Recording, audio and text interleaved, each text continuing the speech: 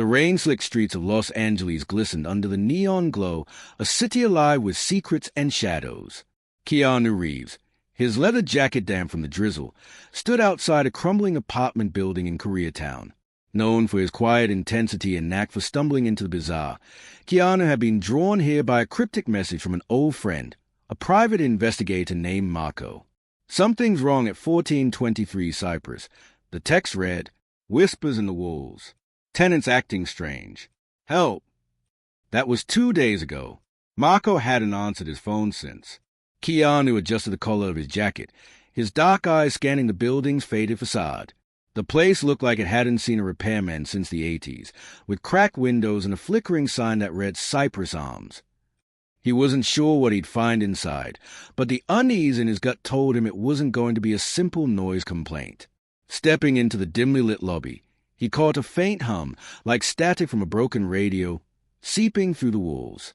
It wasn't just a sound. It felt alive, invasive, curling into his thoughts like an unwanted guest.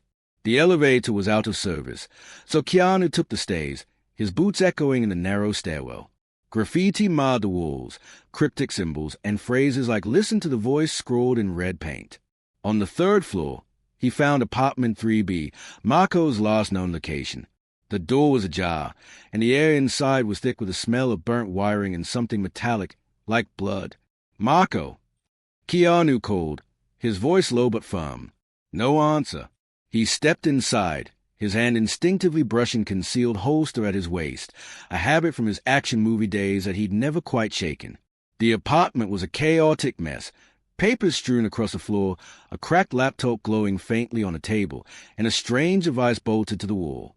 It looked like a speaker, but its surface pulsed with faint, bluish light, and that hum was louder here, almost a whisper.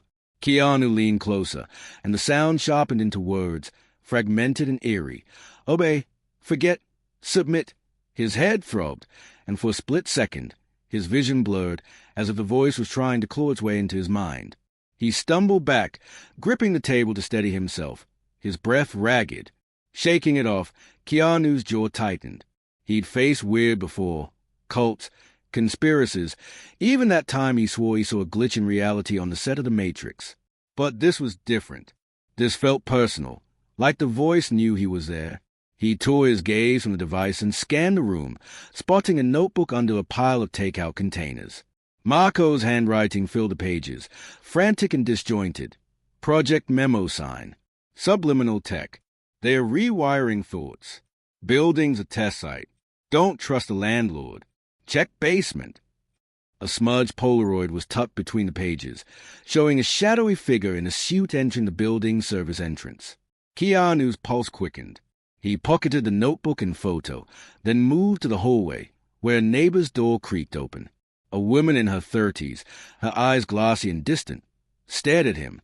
"You hear it too, don't you?" she murmured, her voice monotone. The voice.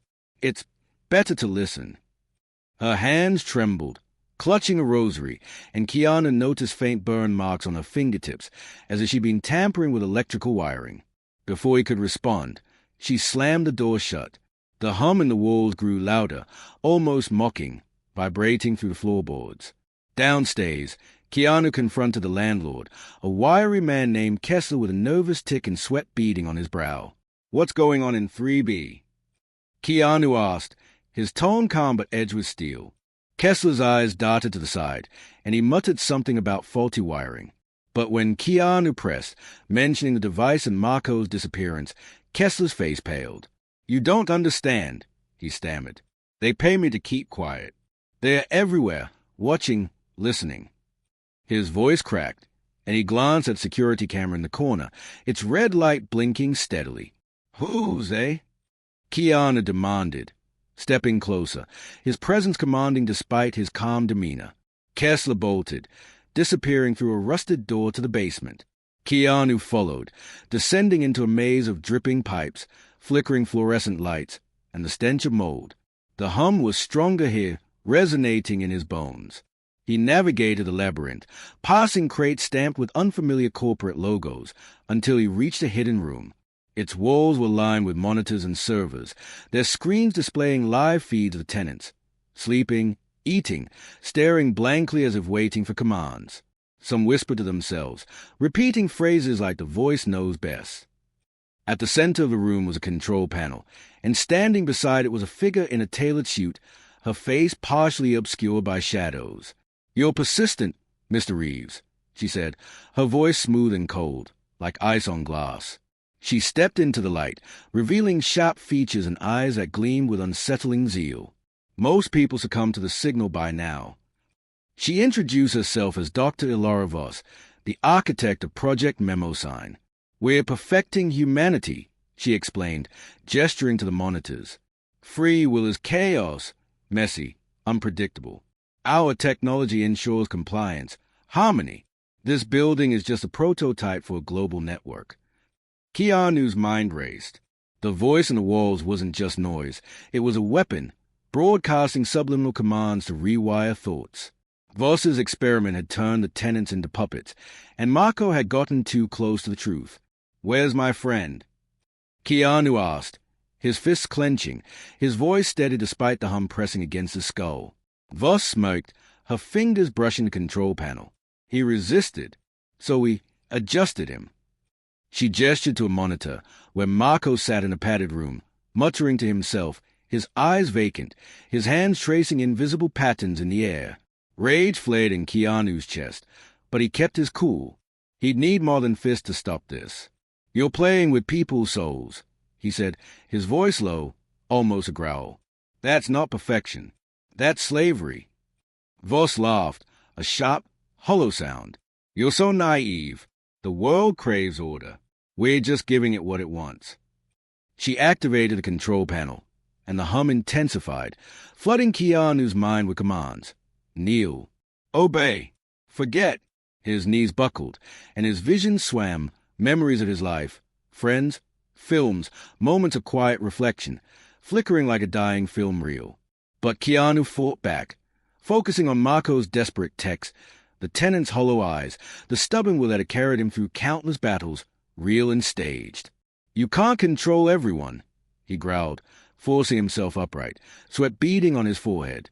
In a fluid motion, he drew his gun and shot the control panel, sparks flying as the servers overloaded. The monitors flickered, then went dark. The hum faltered, then died, leaving an eerie silence. Voss screamed, lunging for a backup switch hidden beneath the panel. But Keanu tackled her, pinning her to the ground with practiced ease. "It's over," he said, his voice steady despite the pounding in his head. He tied her up with a nearby cable, her curses echoing in the now-quiet room.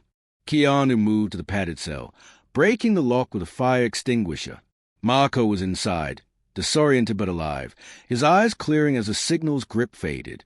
"Keanu, you crazy bastard," he mumbled, a weak smile breaking through. Keanu helped him up, slinging Marco's arm over his shoulder. The tenants, released from the signal, began to stir, their confusion a sign that their minds were their own again. Some wept, others shouted, their voices filling the building with chaotic, beautiful humanity. As dawn broke over Los Angeles, Keanu stood outside the Cypress Arms, watching police haul Voss away in handcuffs. Marco, leaning on a paramedic's arm, gave him a grateful nod. The notebook and Polaroid in Keanu's pocket held enough evidence to expose Project Mnemosyne, but he knew this was just one thread in a larger web. The corporate logos in the basement, the funding behind Voss's tech, it all pointed to a shadowy organization with deeper roots. Someone had bankrolled this experiment, and they wouldn't stop just because one lab was shut down. Keanu lit a cigarette, the smoke curling into the morning air.